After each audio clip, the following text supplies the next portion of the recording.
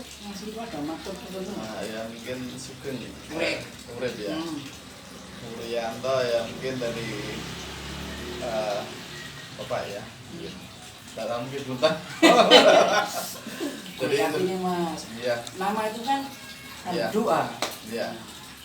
Mas Sugeng ini salah satunya adalah ketua Asosiasi Drone. Nah, ya Asosiasi Pilot Drone Indonesia. Abdi. Nah, Dan itu bisa juga saya ngasih sertifikasi ya. iya. Cerita dulu tentang Iya. Asosiasi Pilot Drone ini. Ya, kita memang Asosiasi Pilot Drone Indonesia sudah berdiri sejak 2015. 2015. Ya, itu kan kita memang bertujuan untuk memberikan edukasi ke teman-teman drone untuk aturan-aturan dan semua apa yang bisa dilakukan drone ya. Terutama di Indonesia itu untuk drone kan masih saat ini memang gencar-gencarnya ya untuk aturan dan sebagainya. Karena apa? Bahayanya juga sangat banyak juga kalau disalahgunakan. Oke, sebelum lanjut, awalnya dulu Asosiasi Pilot Drone Indonesia itu kan dulu komunitas. Asosiasi langsung. Dulu Langsung ya, langsung. yang itu apa? Asosiasi Solo apa? Oh bukan, itu kan dulu Beda ya? Beda. Saya Tapi bukan embrio juga. bukan. Jadi gini ya, saya sebetulnya sudah ikut Asosiasi Pilot Drone terlebih dahulu. Sebelum itu kan juga saya sebagai anggota aeromodeling, komunitas aeromodeling di Solo. Terus saya pengen ada income-nya. Jadi kan makanya itu saya ikut sertifikasi di APPI dulu 2015 itu awal-awal. Terus di 2018 karena sini komunitas di Solo itu sudah banyak yang menggunakan drone. Jadi pas momen itu 2018 saya bekerja sama dengan Lanut Adi Sumarmo untuk meresmikan komunitas Solo Drone Fly. Nah, kita buat komunitas Drone Fly. Iya. CF. SDF. SDF. Ya, SDF dulu. Ini bayi, ini loh, beli. Solo Drone Fly itu dari Mas Adi Bayi yang sekarang juga sebagai pilot drone luar biasa yang sangat uangnya juga banyak. Masalah sih cicit nenen. Jadi itu terus dari teman-teman saya yang 2015 lulusan itu sertifikasi itu banyak yang jadi om. Tapi dulu memang untuk APD itu untuk menjadi lulus itu sangat susah karena Saya dulu inget, waktu di Adi Sumarmo dulu mas ujian kasih drone nabrak. Ya, itu kan? masih itu kan bukan kan pas di sini ya sih memang itu tesnya sangat susah dan kemudian dari 2020 kemarin kita sudah bersama dengan DKPPU itu perhubungan kita menyempurnakan jadi supaya peserta atau yang ikut sertifikasi di APD itu bisa lulus dengan lebih mudah lah. Nah, kalau dengan yang dulu itu memang kelasnya advance ya, jadi memang kalau tidak pinter pasti jatuh juga. Emangnya ujiannya bagaimana? Kalau dulu kan memang pakai gerakan angka 8 itu tapi dengan tanpa GPS manual. jadi AI mode. Jadi kan memang kalau tidak latihan orientasi salah pasti nabrak Jadi, Emangnya dulu yang ikut ujian itu memang bukan pilot duluan gitu? Atau dulu ya memang gitu. Kalau orang-orang mapping biasanya kan tidak menggunakan itu ya semua otomatis kan. Jadi kan pas diuji itu pastinya bingung kan. Jadi nggak tahu gerakannya orientasi salah pasti nabrak gitu. Jadi tapi juga sangat bermanfaat sekali dari tes yang lama itu sangat bermanfaat bila terjadi permasalahan di drone. Jadi kita bisa mengendalikan posisi drone itu bila ada terjadi masalah kita tetap bisa mengendalikan. Contohnya kita kena jammer atau gimana kita pasti bisa mengendalikan. Gitu. Kan terlatih ya. Ya. Nah, kalau dulu ini kan drone digunakan biasanya untuk hobi. Ya. Nah tadi ngomong bahaya. Jadi bagaimana bahayanya? Mungkin disalahgunakan. Maaf. Izin. Bukan. Untuk ini saya tidak akan buka ya. Jadi tidak bisa saya untuk memberikan. Oh, berikut. Tapi untuk edukasi nggak boleh juga nih. Mungkin kami dilihat nah enak juga nanti kan bahaya. Jadi kan ya jelas kegunaan drone sangat banyak sekali, khususnya untuk zaman sekarang yang dulunya tidak mungkin sekarang jadi mungkin. Jadi yang dulu wah ngijen istilahnya kita naik aneh terobong tinggi kita harus naik tapi cara naik sekarang Dulu pakai helikopter kan biaya mahal dan sekarang sudah sangat murah. ini terutama untuk syuting film ya. Iya, boleh. Dan lain sebagainya. Om. Sekarang bergerak di bidang pertanian, inspeksi dan lain sebagainya banyak sekali. Pertanian sekarang sudah menggunakan drone semua. Jadi untuk melihat kesehatan tanaman dan lain sebagainya itu drone khusus untuk itu sudah ada. Terus ada untuk penanaman, terus ngerabuk, itu bisa banyak sekali. Ada yang nanya nih, Mas, bisa nggak drone yang kekuatannya besar sehingga bisa untuk mengurangi tanaman itu masa kayak ember? Oh bisa, itu sudah ada, itu sekarang itu ada. Kemarin saya juga kebetulan teman saya kan kerjasama dengan BI, itu CSR-nya BI itu untuk pertanian, jadi menggunakan drone. Nah kemarin saya juga carikan juga drone-nya, dan kemarin juga sudah datang juga itu Agras T30, itu memang untuk penyemprotan tanaman. Jadi kayak per hektar itu kan lebih cepat kan kalau kita menggunakan drone tinggal otomatis kan udah jalan sendiri om. Apa jadi seluruhnya lunas kira-kira? Sekarang kalau seluruhnya ya dari kemarin itu sudah 3.000 lebih untuk yang seluruh Indonesia ya, yang bersertifikat loh ya. Kita mensertifikasi loh. Kalau sekarang kan memang dari sertifikasi langsung masuk anggota om. Karena cuma bukan ya. Jadi anggota dulu baru sertifikat. Enggak. Jadi kalau daftar sertifikasi kita kan nanti ada daringnya 3 hari, terus nanti ujian prakteknya 2 hari om. Di situ padat karena kita sudah nanti diaudit oleh DKPPU. Jadi memang pelajaran yang kita dapat harus benar-benar sesuai juga karena itu meliputi semuanya om. Ada 12 hari berikan knowledge itu kan memang pelajaran tentang drone itu. Apa sih untungnya kalau sudah tersertifikasi? Ya semua kalau kita sudah bersertifikat, kalau kita terbang khususnya untuk bekerja itu kita lebih mudah lah karena persyaratan semuanya kita harus punya RPC. Nah jadi gini dari APDI kita mendapatkan sertifikat untuk mendapatkan RPC om, remote pilot sertifikat itu dari DKPPU. Jadi yang nanti mengeluarkannya itu dari perhubungan langsung om. Jadi semuanya harus punya itu dan terdata semuanya. Selain orangnya, pilotnya, juga pesawatnya juga nanti ada plat nomornya. Jadi tidak bisa orangnya pinjam drone orang lain. Oh iya mungkin. Nah nanti kan semua terdata om. Kita juga membantu pemerintah untuk menertibkan ini. Jadi intinya nanti seperti sepeda motor om. Kenapa sih dibuatkan? Ya karena banyak sekali yang kalau disalahgunakan sangat bahaya om. Ya aku kalau salah gunakan muter-muter ini. Iya nanti muter lagi, nanti bahaya soalnya. Gitu. Nah kalau kepentingan misalnya untuk tadi kan sudah ke pertanian, untuk pendidikan misalnya apa? Pendidikan juga ada sih, kita memberikan apa ya istilahnya pembelajaran untuk teman-teman supaya nanti ke depan menjadi pilot drone ya. Nah, kita kemarin juga kerjasama dengan SMA 1 Purworejo. Saya sudah ngajar 1 tahun di sana juga. Ini diajar juga. Nah, di sana itu SMA favorit ya om. Peringkat terbaik juga 1 Jawa Tengah kayaknya. Selain Pradita Dirgantara.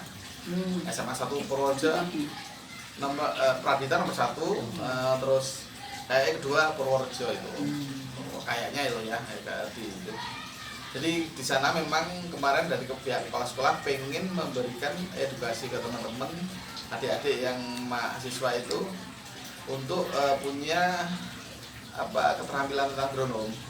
Jadi kita di sana setiap minggu untuk memberikan pendidikan tentang pembelajaran drone, terus cara merakit drone, terus perawatan dan sebagainya. Sekarang perangkatnya itu apa sih yang membedakan antara perangkat satu perangkat lainnya? Oh banyak sekali om, karena tipe drone kan banyak sekali. Contohnya yang familiar kita gunakan karena merek gak apa-apa ya. Bang mau tidur sebenarnya. Iya. Terutama ya kita gunakan ya adalah DJI. DJI itu jenisnya banyak sekali, dari yang paling biasa sampai yang kelasnya luar biasa, ada semua di situ Om. Jadi tergantung kebutuhan. Nah untuk yang teman-teman yang mungkin dari pemula itu mungkin pakai Mavic Mini itu kan sekarang sudah familiar sekali dan beratnya cuma 249 ya kayaknya, 249 gram. Itu kan memang sangat Malah baterainya. Iya, itu bisa digunakan untuk terbang-terbang istilahnya untuk di atas kerumunan nggak begitu bahaya itu. Tapi kalau warnanya juga nggak bisa. nggak bising, itu tergantung propeller juga Om. Sekarang teknologi propeller kan macam-macam, nah itu mempengaruhi juga. Ada yang silent, ada yang enggak. Kayak Avata sekarang, tahu Avata? Drone yang itu untuk apa, kayak drone FPV itu kencang banget suaranya, tapi aman dia. Nah, kalau yang menggunakan VR itu gimana? VR lah ya itu. Ada DJI FPV sama Avata. Nah, ini kan teman-teman mungkin belum tahu mengkoneksikan VR-nya dengan remote sama kameranya gimana? Oh itu mudah sekali, tinggal di pending aja. Pending. Di firing ya. Jadi firing. akhirnya nanti remote-nya tidak berfungsi. Iya fungsi kan ada macam-macam. Itu banyak di dalam, ada mau contohnya. Ini bukan saya, ini teman-teman. Oh. Ini ngasih kamera. Iya. Itu apa? Kan ada yang pakai remote, ada pakai motion controller. Motion controller adalah yang itu pakai kayak mundur itu. Gerakan itu. Jadi menggunakan gerakan tangan kita. Itu dia kalau ke kiri ya tinggal belok kiri, kanan gas itu. Itu lebih mudah. Jadi kalau pakai motion controller itu sangat mudah buat pemula. Mungkin kan kalau dulu tidak ada praktek pelajaran dulu ya, kita edukasi mungkin bingung ini cara gunain. Nah kalau sekarang sangat mudah karena di YouTube pun banyak sekali, dengan kita pencet aja dia udah terbang sendiri, tinggal jalanin aja udah aman. Dan itu ada pause-nya juga, kalau bingung atau tinggal di pause saja biar dia udah berhenti. Satu lagi tanya Om, Yes. kalau untuk mitigasi bencana dalam mencari bantuan dan mencari korban-korban bencana, drone apa yang cocok digunakan untuk mencari search and rescue para korban? Ya, kemarin gini Om, kita juga bekerja sama dengan Basarnas, di Basarnas sendiri, Basarnas Pusat Semarang, yang di sini di Semarang, Jateng ya, Basarnas Jateng. Di sana sempat membuat drone race itu bisa digunakan untuk turun ke jurang ke bawah, itu melihat korban yang jatuh ke jurang, itu sangat bisa. Jadi kita tidak perlu ini untuk korban dulu ya, bukan untuk bencana. Jadi ada pencarian korban yang jatuh di jurang, itu menggunakan drone race. Dan di situ kita setelah dapat di bawah, kita lihat korbannya jelas, di situ udah ada koordinatnya. Nanti bisa kita turun. Terus kalau untuk yang tadi bencana itu biasanya gini Om, kita mapping semua Om. Drone yang digunakan tergantung Om lokasinya di mana. Terus kayak kemarin di Semeru kita juga tim dari Jateng, kita juga ada tim rescue. Itu drone punya saya yang saya gunakan untuk ke sana. Itu pakai Phantom Om untuk mapping area di sana sebelum pencarian. Jadi di sana kita mapping dulu lokasi yang terdampak bencana itu, kita mapping langsung jadi, kita bisa lihat koordinasi nanti langsung sama BNPB atau pada yang berkepentingan di situ, bisa untuk mencari jalan dan itu bisa dari situ. Secara normal drone ini bisa terbang tingginya berapa, jauhnya berapa? Normal standar ya. Kalau standar itu bisa 8.000 ya. Kalau 8 kilo kan. Ini normal ya, standar ya? Standar bawaan pabrik kan? Iya, tidak di-upgrade. Iya, itu memang, tapi dengan kondisi tertentu Om. Kalau yang kayak Mavic, kayak Phantom itu kan bisa sampai 5 kilo kan. Nah, 5 kilo, 8 kilo lah. Dengan ketinggian bisa diatur bebas kan. Maksimal bisa 1.000, bisa lebih. Nah, tapi untuk di Indonesia khususnya itu maksimal ketinggian hanya 120 meter. 120. 120 meter itu yang diizinkan Om. Nah, selain itu kayak untuk izinkan mapping kayak sekarang banyak yang kerja sama dengan BPN untuk mapping area tempat di seluruh Indonesia itu bisa 400 meter itu dengan izin semua. Dan untuk pekerjaan mapping terutama menggunakan drone untuk teman-teman di sini itu semua harus berizin, dan untuk proses izinnya juga tidak begitu sulit, tergantung Tidak tahu ya. ya. Nah itu tapi selama untuk izin terbang itu 14 hari 14 hari. Kemana? ke DKPP. Kalau mau mapping itu bagaimana sih? Gimana? Mapping itu bagaimana? Mapping itu membuat foto tempat area dengan luasan tertentu ya. Itu kita mau pengennya berapa hektar itu bisa difoto dari udara dengan posisi ke bawah ya kamera itu nanti kita bisa jadikan satu frame gitu. Itu mapping kayak gitu. Jadi Nanti bisa dilihat mintanya apa untuk elevasinya dan lain sebagainya bisa dihitung semua dan bisa 3D Om. Dan sekarang untuk mapping 3D itu bisa semua. Jadi kayak drone-drone teknologi sekarang itu sangat mumpuni sekali dan sangat canggih ya sekarang ya. Itu bisa dihitung semua kayak pembuatan jalan tol, terus pembuatan jembatan di mapping dulu, nanti dimasukkan aplikasi udah ada semua. Dan di APDI itu ada kelas advance, setelah nanti daftar itu ada pilihan advance-nya. Jadi mau ke foto video atau mapping atau inspeksi dan sebagainya ada pilihan. Nah setiap itu nanti di advance ini ada grup lagi yang nanti mengedukasi pilihan panjenengan tadi. Nah, itu nanti pelajaran-pelajaran banyak di situ Om. Jadi semua perpustakaan untuk belajar di drone itu ada semua. Nah, kalau drone ini kan kebanyakan awalnya mungkin dari hobi. Ya. Terus pada tingkat selanjutnya biar bisa menghasilkan mutasi. Misalnya apa? Ya untuk ini Om, satu contohnya untuk mapping terus Penyewa ya. nyewa itu pasti, terus pengambilan area video tidak semua videografer kan bisa nerbangin drone.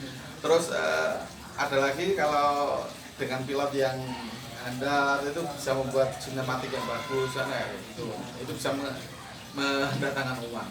Dan dari situ juga kan dari ini APDI juga bekerja sama dengan PT yang di luar ya, itu nanti akan mengkoordinir teman-teman pilot drone yang nanti kelasnya di advance itu dikirim ke Jepang karena di Jepang memang kekurangan pilot di sana. Kalau misalnya ada